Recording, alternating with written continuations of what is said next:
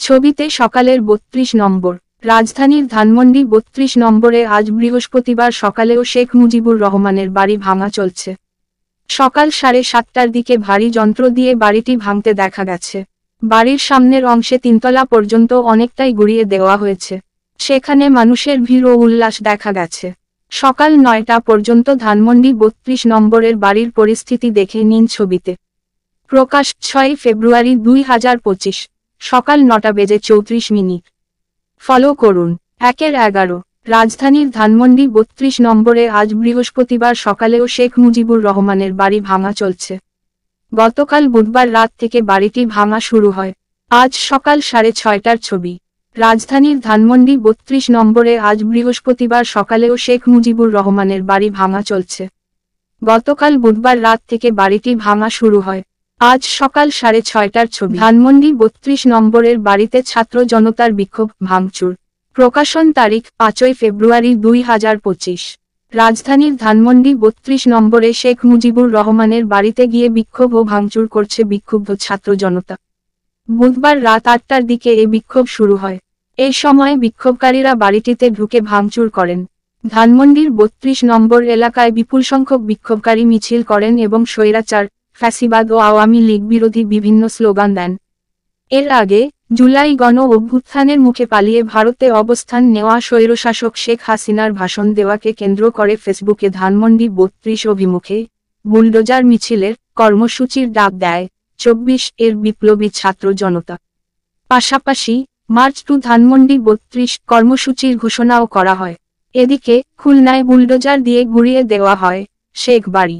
এটি বৈষম্যবিরোধী ছাত্র জনতার অভ্যুত্থানের মুখে দেশ থেকে পালিয়ে যাওয়া সাবেক প্রধানমন্ত্রী শেখ হাসিনার চাচার বাড়ি। প্রত্যক্ষদর্শীরা জানান, বুধবার রাত ৯টার দিকে নগরীর ময়লাপোতা এলাকার বাড়িটির সামনে বৈষম্যবিরোধী ছাত্র আন্দোলনের নেতা কর্মীরা জড়ো হন।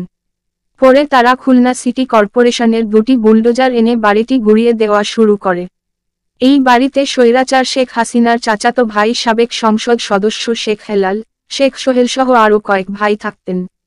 এছাড়াও পলাতক শেখ হাসিনার ভারতে বসে রাজনৈতিক বক্তব্য দেওয়ার প্রতিবাদে চট্টগ্রাম, সিলেট, রংপুর, ময়মনসিংহ সহ দেশের বিভিন্ন স্থানে শেখ মুজিবের মুরাল ভাঙচুর করেছে হাসিনার বক্তৃতা নিয়ে ভেঙে দেওয়া হচ্ছে ৩২ নম্বরের বাড়ি।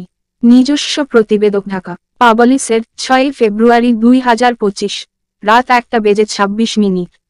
ভারতে পালিয়ে যাওয়া স্বৈরশাসক শেখ হাসিনার বক্তৃতা প্রচারের ঘোষণাকে কেন্দ্র করে বিক্ষুব্ধ ছাত্র জনতা বুধবার রাতে ধানমন্ডি ৩২ নম্বরে ব্যাপক বিক্ষোভ করেছেন। এক পর্যায়ে শেখ মুজিবুর রহমানের বাড়িতে ভাঙচুর ও অগ্নিসংযোগ করা হয়। রাত ১১টার দিকে একটি ক্রেন ও একটি এক্সকাভেটর এনে বাড়ি ভাঙা শুরু হয়। রাত ১২:৩০ নাগাদ বাড়িটির একটি পাশ ভাঙা শেষ হয়।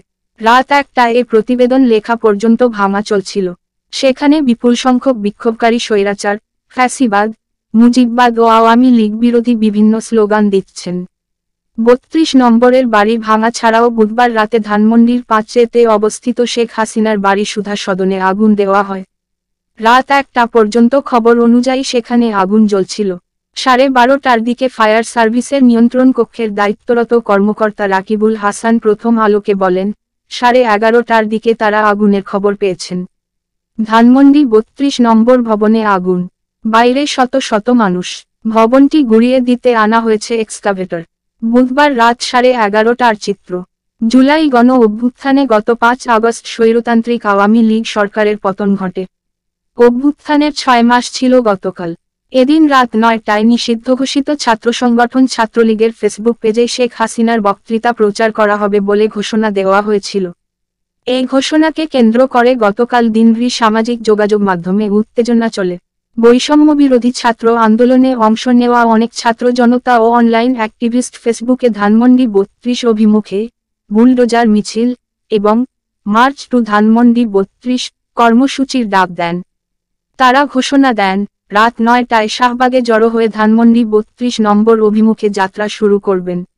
অবশ্য এর আগেই ধানমন্ডি ৩২ নম্বরে বিভিন্ন এলাকা থেকে বিক্ষুব্ধ ছাত্র জনতা জড়ো হতে থাকেন। তারা সেখানে বিক্ষোভ করতে থাকেন। ধানমন্ডি ৩২ নম্বরে ভাঙচুরের এক পর্যায়ে আগুন ধরিয়ে দেওয়া হয়। রাত ৮টার দিকে বিক্ষোভকারীরা শেখ মুজিবুর রহমানের বাড়ির ফটক ভেঙে ভেতরে ঢুকে ভাঙচুর শুরু করেন। তারা বাড়ির সামনে শেখ মুজিবুর রহমানের মুরালও ভাঙচুর করেন। বিজ্ঞাপন। রাত 8:40 ভবনের তৃতীয় তলার একটি জায়গায় আগুন জ্বলতে দেখা যায়। পরে আগুনের মাত্রা আরও বাড়ে। রাত 9টার দিকে লাঠিসোঁটা ও শাবল দিয়ে বাড়ির সীমানা প্রাচীর ভাঙা শুরু হয়। কিছুক্ষণ পর সেনাবাহিনীর একটি দল 32 নম্বর বাড়িটির সামনে যায়। এই সময় বিক্ষোভকারীরা স্লোগান দেওয়া শুরু করেন। এক পর্যায়ে সেনাবাহিনীর দলটি সেখান থেকে মিরপুর রোডের দিকে চলে যায়। রাত 10টার দিকে হাজার হাজার বিক্ষোভকারী বাড়ির বিভিন্ন অংশ ভাঙার চেষ্টা করছিলেন। আর বাড়িটি বুলডোজার দিয়ে গুঁড়িয়ে দেওয়ার দাবি জানিয়ে সামনের সড়কে বিক্ষোভ চলছিল। অন্যদিকে বাড়িটির কাছেই ধানমন্ডি লেকের পাশে খোলা জায়গায় প্রজেক্টর বসিয়ে জুলাই গণ অভ্যুত্থান নিয়ে প্রামাণ্যচিত্রের প্রদর্শনী করা হচ্ছিল। বিজ্ঞাপন। ধানমন্ডি 32 নম্বরে শেখ মুজিবুর রহমানের বাড়ির আঙিনা, দ্বিতীয় ও তৃতীয় তলায় উঠে পড়েছেন লোকজন। রাত 11:15টার দিকে ঘটনাস্থলে ক্রেন নিয়ে আসেন বিক্ষুব্ধ ছাত্র জনতা। পরে আনা হয় একটি এক্সকাভেটর। মধ্যরাতে এই যন্ত্র দুটি দিয়ে ভবন ভাঙা চলছিল। এর আগে গতকাল বিকেলে ধানমন্ডির 32 নম্বরের বাড়িটি গুঁড়িয়ে দেওয়ার হুঁশিয়ারি দিয়ে ফেসবুকে একাধিক পোস্ট দেন ইনকিলাব মঞ্চের আহ্বায়ক ও জাতীয় নাগরিক কমিটির সদস্য শরীফ ওসমান হাদি। সন্ধ্যা 7টার পর বৈষম্যবিরোধী ছাত্র আন্দোলনের আহ্বায়ক হাসনাত আবদুল্লাহ এক ফেসবুক পোস্টে বলেন, আজ বুধবার রাতে বাংলাদেশ ফ্যাসিবাদের তীর্থভূমি মুক্ত হবে।